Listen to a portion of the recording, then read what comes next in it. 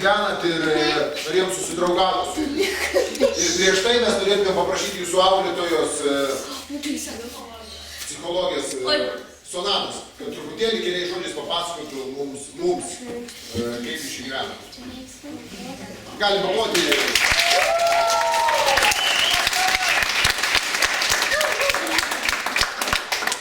Sveiki, aš esu Sonata, dirbu čia psichologijos, visai nesenai dar įsivertinus ir taip pat pažindinus, kas čia yra per veikti. Jūs esate atvykę iš vaikų globos namus, kur gyvena vaikučiai iš rizikos šeimų. Ir našlaičiai, ir paimti iš namų, kur tiesiog nebuvo priežiūros pakankamos. Čia gyvena 70 vaikų auklėtojai. Kažko gyvena. Tai va, ir turim 7 šeimynas, vaikai gyvena šeimos. Tai šeimos susidaro, prasideda amžius nuo 7 metų iki 18 metų vaikai ir nerūpinas vieni kitais. Šeimynas dirba auklėtojais, kurios yra mamos šeimos, kurios padeda vaikams tvarkytis nuo maisto iki rūbelių, kambarių tvarkymų ir panašiai.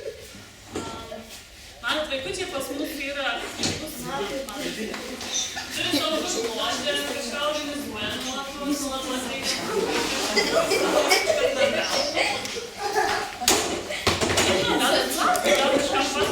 Ar turi klausimų kokių? Vaikučių, bet pas mus gyvena yra ir mažučių vaikučių šeimyna, kur vaikučiai yra nuo gimimo iki 6 metų, kol mokyklą pradeda, jau pradeda mokyklą ir tada šeimynas vyresnių vaikų. Kadangi mes nežinom ir kiek jūsų yra, kiek mūsų yra, dabar padarykim taip, kad išeina iš jūsų vienas vaikas ir mūsų 2 vaikai, tai yra mūsų 2 jaunuoliai, pasiima tą vaiką, jums ir dėmesio, kad girdėtume, jums reikės atsakyti į kelis klausimus. Jums reikės sužinoti mūsų jaunuolių vardą, iš kur atvyko, ką jis mėgsta ir mėgstamiausią atsitikimą jo gyvenime. Paskiau jūs išeisite į priekį ir papasakosite apie tuos jaunuolius. Tie jaunuoliai paklaus jūsų to paties. Jūsų vardo, jūsų mėgstamiausią dalyką ir mėgstamiausią atsitikimą. Gerai, mes tam laikui skirsim kokie 15 minučių tam susidraugavimą, ar gerai? Gerai, tada...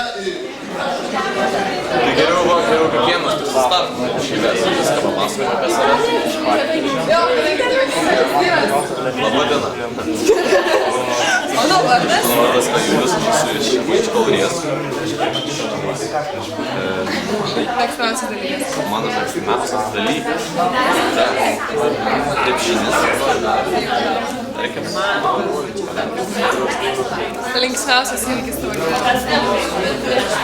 Linksmiausias nutikimas. Reikia pagalvoti. Patinka kažkaip. Čia būdavo kalėjimai. Žinai, kur? Aš nežinau. Man atrodo, kad tam centru. O jums tam darė ekskursiją, rodė, kad ten kas buvo, ne? Gal tu labai mėgėjai tam, ne? Ne, mes darėm apsipirkti, ten susodnytas.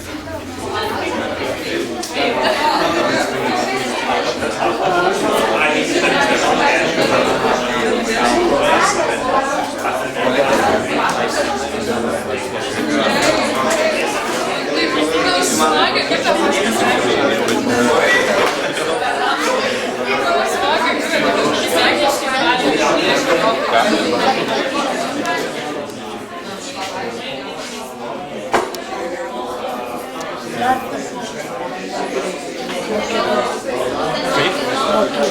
Mokyklos komanda. Aš jo, būsiu.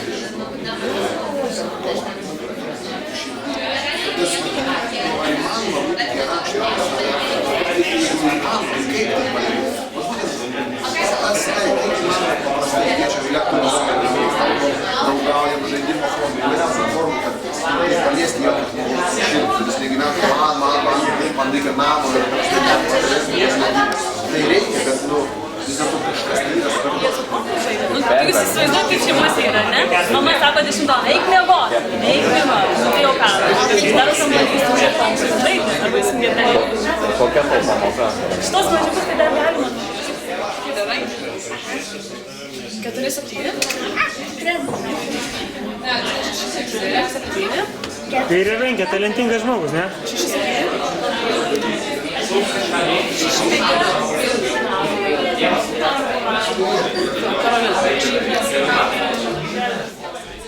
Agnė, jinai...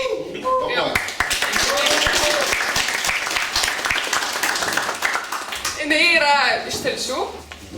Jos...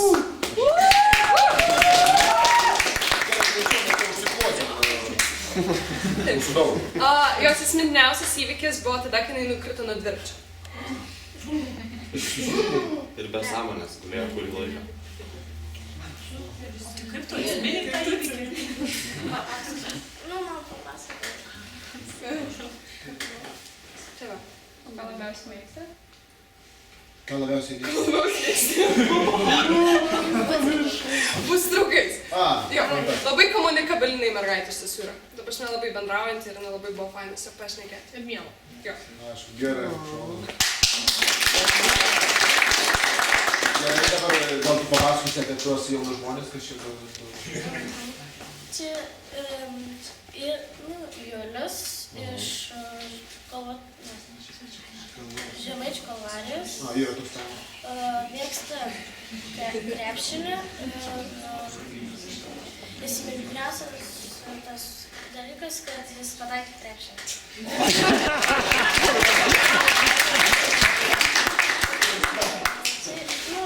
Gintarė iš Vilniaus.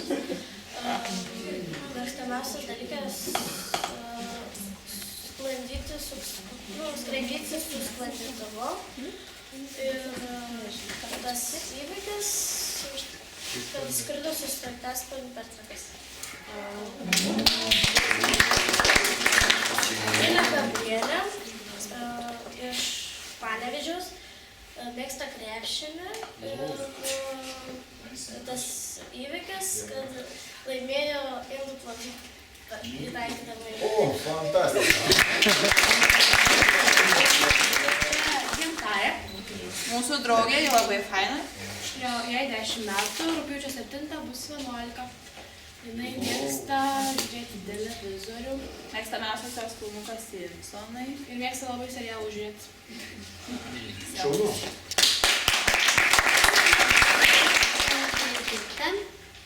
Jai 16. Mėgsta piešti. Mėgstamiausias įvykis stovyklas. O, fantastika. Buvo, kur drąsus vyrukas. Va, čia. Šaunuolė. Čia yra Eilas, jam yra 9 metai. Jis yra iš Telšių. Jam labai patinka krepšinis ir futbolas. Įsimintiniausias kaip dalykas yra tai, kad mes čia atvykom jį aplankyti. O, gerai. Jam labai patika. Patinka animaciniai ir siaubo filmai.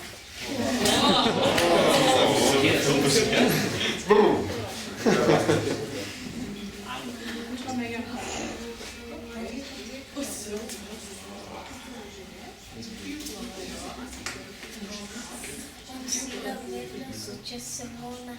O, liau. Anja mėgsta sportuoti. Sportuoti. Sportininkų porelė, jo? Jo. O iš kur jie atvažiavo, nesakė? Iš Tauragės. O, paplojam. Čia yra Indra. Jos mėgstamiausias dalykas yra obuoliai, mama, sesė, brolis. Jos mėgstamiausias įsiminimas, kai jinai gimė. Fantastika.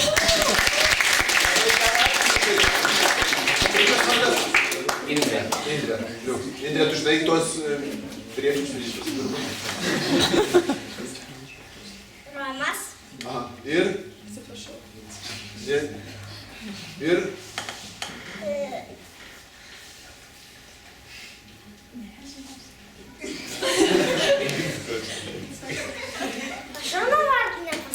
Tai čia jo vardas. Čia man.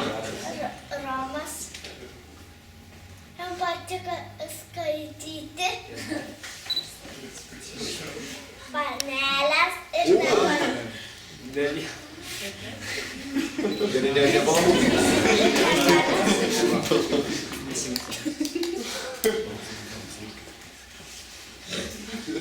Viena. A jam irgi atsiminti.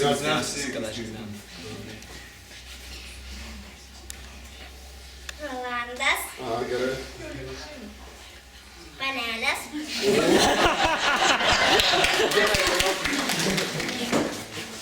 Abudu. Jie iš kaimo, kuris yra iš Anglijos. Jos mėgstamiausias dalykas yra per kompiuterį žaisti tokį žaidimą, kai reikia lėlytės aprengti. Jo, o jos mėgstamiausias įvykis buvo, kai važiavo į Vilnių, ten vaikščiojo po jį, buvo ekskursijos ir prisipirko labai daug saldumynų visokių. Žodžiu, jie apie tai kažkaip keliauti.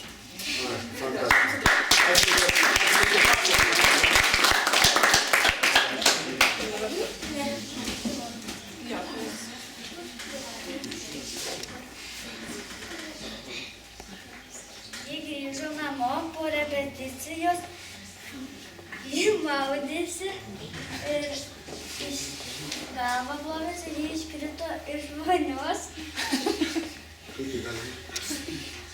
Čia įsiminęs įvykis. Tegul pasaka. A, gerai. Na, iškrito iš vonios galva, atsitrenkė į duris, bet viskas baigėsi laimingai. A, fantastika. Mantuką, jam yra 10 metų. Jis čia gyvena antroje šeimynoje. Jo, čia žinokit atsargiai būsimas policininkas, tai Labai mėgsta. turėkit omeny. Suktis labai mėgsta. Man tai būsi draugai, kai būsi policininkas. Taip pat su draugu mėgsta žiūrėti siaubo filmus. Aišku. Šitą Justinas vardas ant metų 16, ant labai mėgsta vaidinti. Čia Eglė, Anai 29, Ana mėgsta gyvūnus. O nesakė, iš kur jie atvažiavo? Šalitas.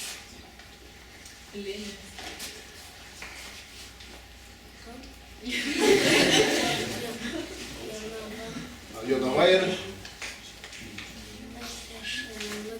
Šilutė. Mums buvo labai malonu, kad turėjom tokį laiką, kad tu dabar su ja. Jai yra 13 metų, labiausiai mėgsta žaisti su kamuoliu. Netgi vieną kartą jį laimėjo varžybas ir gavo medalį. Tai buvo jos pats geriausias įvykis. Tai šviesa iš aukštybių nužengus, man atvėrė akis.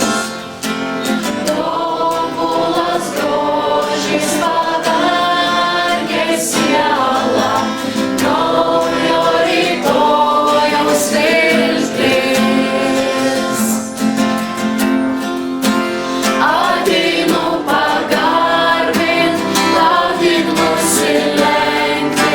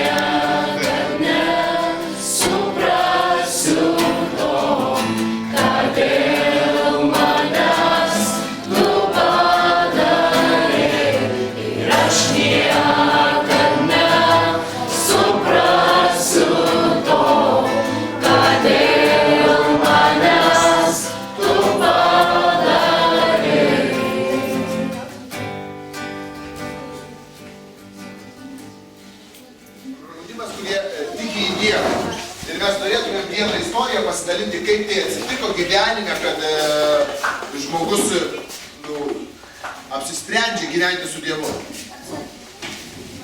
Gerai, atsisėskit patogiai ir tas žmogus, vienas, kuris papasakos, kaip tai atsitiko gyvenime, būsiu aš. Kas iš jūsų jau teko girdėti šitą istoriją?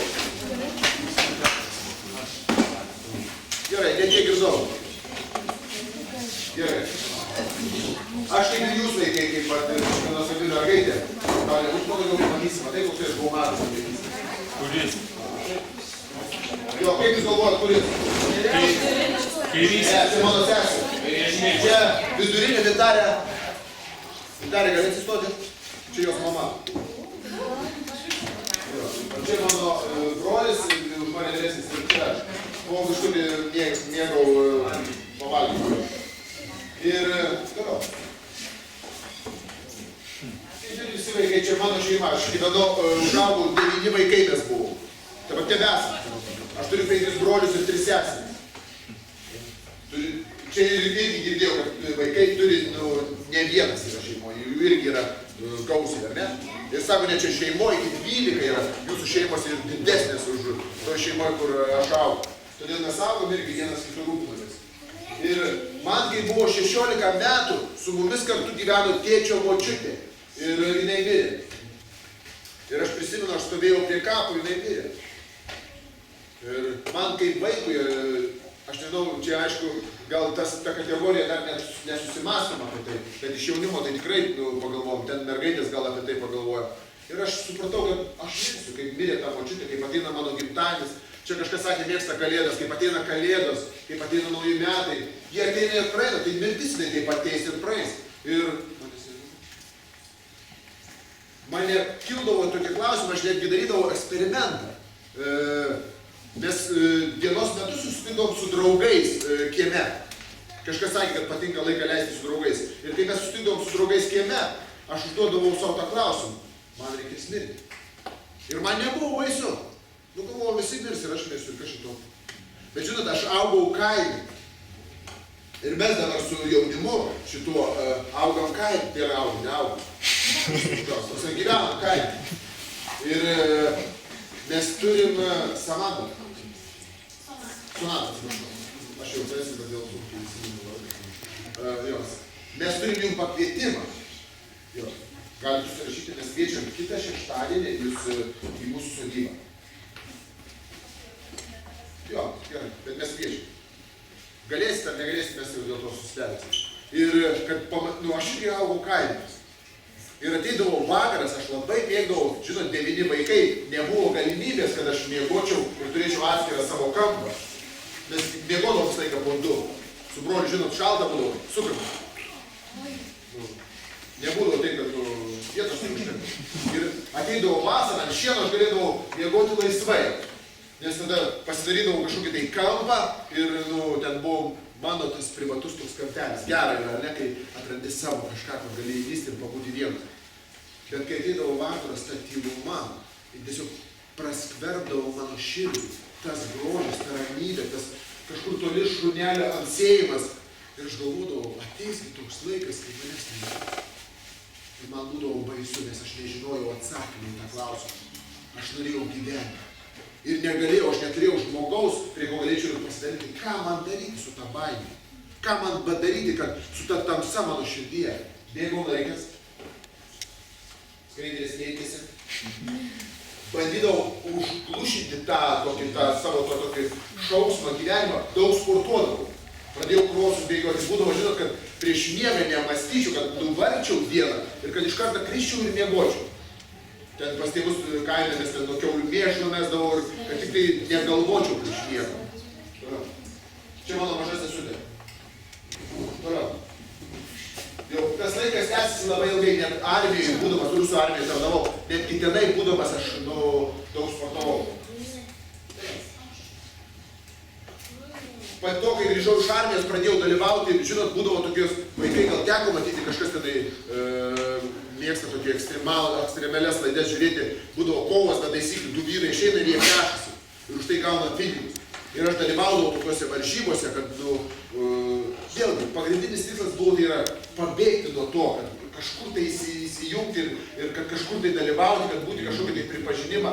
Vieną dar dalyką supratau, kad mokintis man sunkiai sekasi.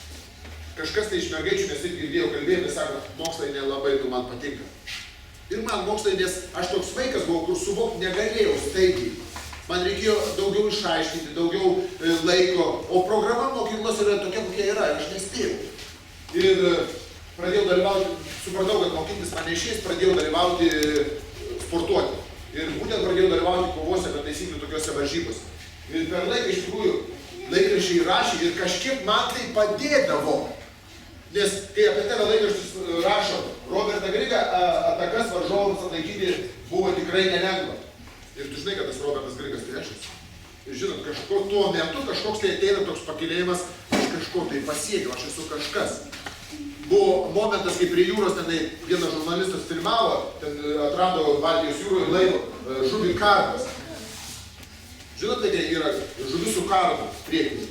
Ir žurnalistas nusugėjo, tai neįmanoma, ir tas žurnalistas mane pamačiau, o, tai tu, ar bedalyvauji, kaip tau sekasi. Ir žmonės atpažindavo mane gatvėje ir man, kažkiek tai nežinau, bet vis tiek atėjo laikas, kai aš supratau, tai neužpildo mano to troškimo, kad aš noriu gyventi.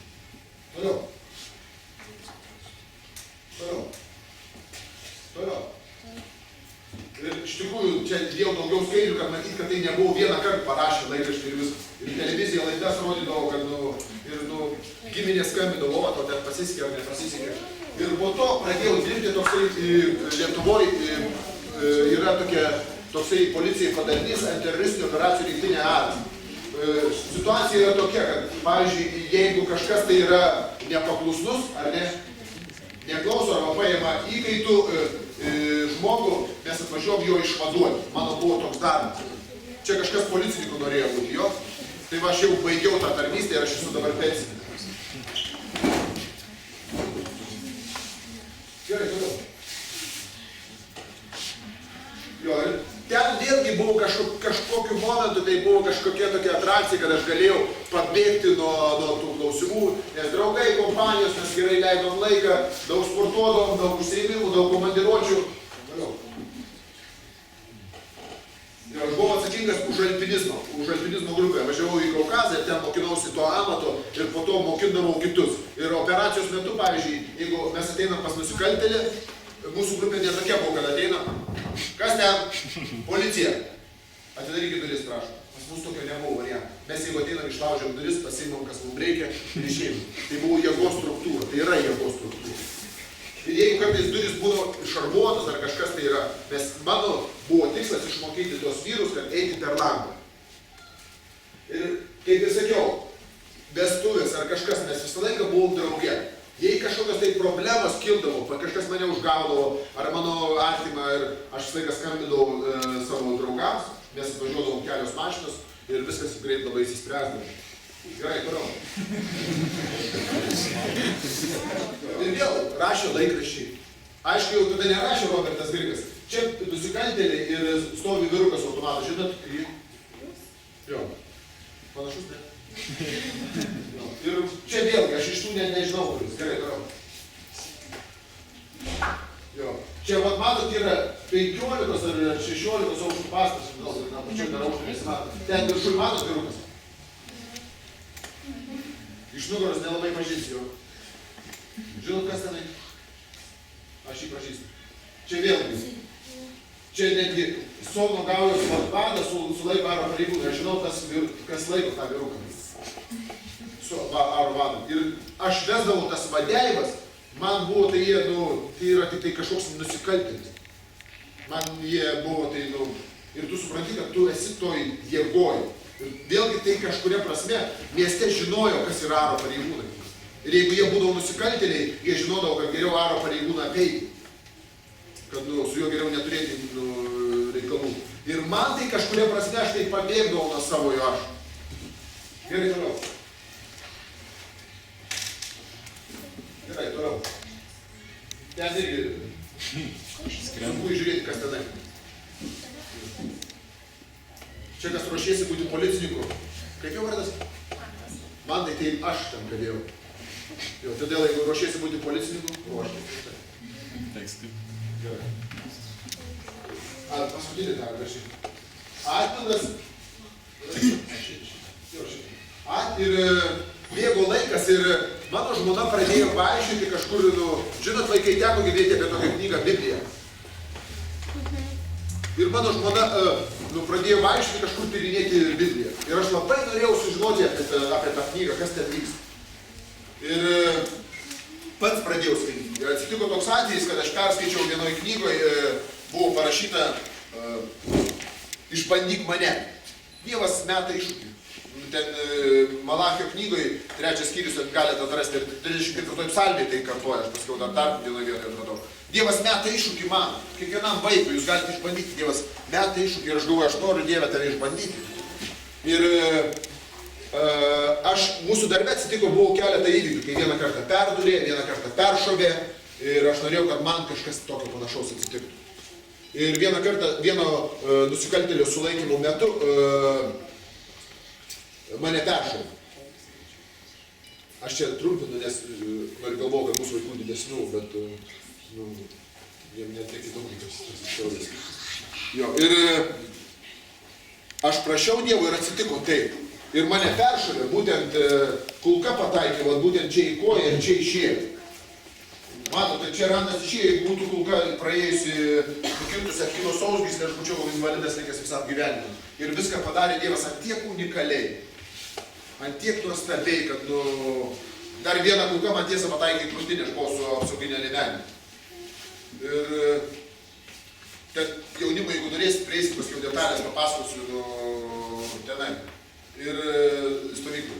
Ir dieną aš ką supratau, jeigu tu prašai Dievo, būk pasiruošęs, jis yra gyvas. Ir po to aš supratau, kad Dievas iš tikrųjų, vaikai, kiekvienam iš jūsų, jisai myli labiausiai jūs. Nebijokit, kokioj jūs bebūsit situacijai. Jeigu jūs jau mąstot kažkiek apie tai, šaukitės, prašykit jo pagalbos. Pasakykit, Dieve, padėk mums parodyk mums savo meilę. Ir jis tikrai padarys tai. Jis tikrai myli, mes to nesugebam tiek padaryti. Tik būkit pasiruošę priimti jo meilę. Pagal jūsų supratimą, pagal jūsų būseną, pagal jūsų dieną jis kalbės jums. Ir dabar aš norėčiau, jeigu jūs nieko prieš, kad mes, jaunimas, pasimelstumėm už jūs dabar, kad Dievas ypatingai laimintų jūs. Ar gerai? Gerai? Pasimelskime. Galimybę pažinti šitos vaikus, pamatyti jų gyvenimą Viešpatie. Ir padėk išlaikyti mūsų santykius ir ateityje. Ir mes žinom, kad būtent tu suorganizavai visą tai ir kad tu rūpinėsi visą tuo. Viešpatie, tik padėk mums išgirsti tavo balsą ir žengti toliau. Laimink ypatingai tuos vaikus, laimink auklėtojus Viešpatie, laimink vadovus šitos organizacijos Viešpatie, kad jie iš tikrųjų patirtų tą tavo meilę ir džiaugsmą, tą artumą, kad jie turėtų šansą iš tikrųjų pasirinkti amžinybę Viešpatie, kaip ir tu mums tai padedi padaryti. Todėl viską atiduodame į tavo rankas ir dėkojame Jėzau tavo vardu. Amen. Dalyvavom šitos pavyzdžius, mes tikrai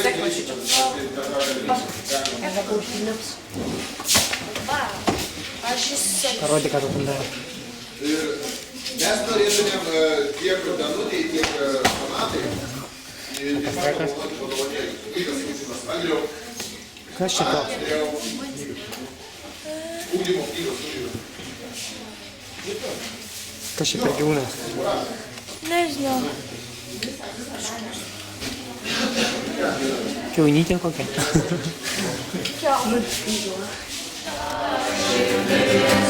Jėzau, duok ką galiu atnešti ką tau, draugų ištikimą, tau karaliau, ką tau pasakyk, ką palietau, už stebuklus didžius, taigi tau padėkot, negaliu apsakyti.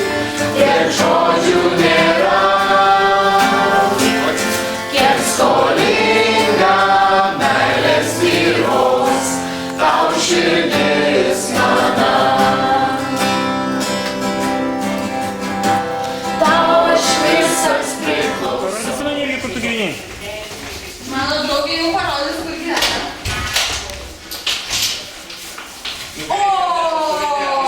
Biškį dar.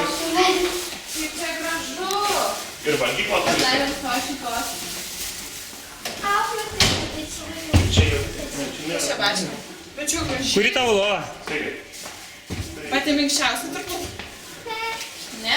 Kaip čia dar gyventi? Kaip? Niekas? Tai tu viena gyveni kambarį? Kompo čia. Neliūdna vienai? Ne, mes ruošiam virtuvį pamus. Virtuvė? Fainas kilimas. Gali žaisti, bus mašinėlė. Dainų šventė gal?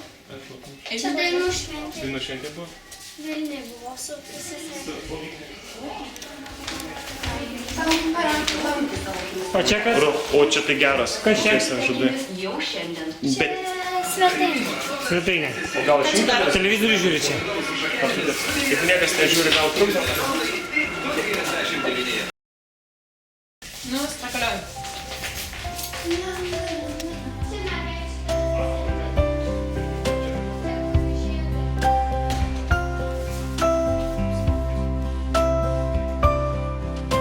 Esu dėkingas Dieve, prisimenant tą dieną, kur buvau, kur ėjau, ką dariau. Dienos šviesos norėjau, ramybės troško siela, tik erškėčiai augo mano sode. Giesmė lietum tevirsta, palaisto sielo žiedą, gyvenimui pakiltų širdie. Giesmė malda tevirsta ir žemę jį palieka ir pakyla dangum pas tave. Alleluja, šlovė.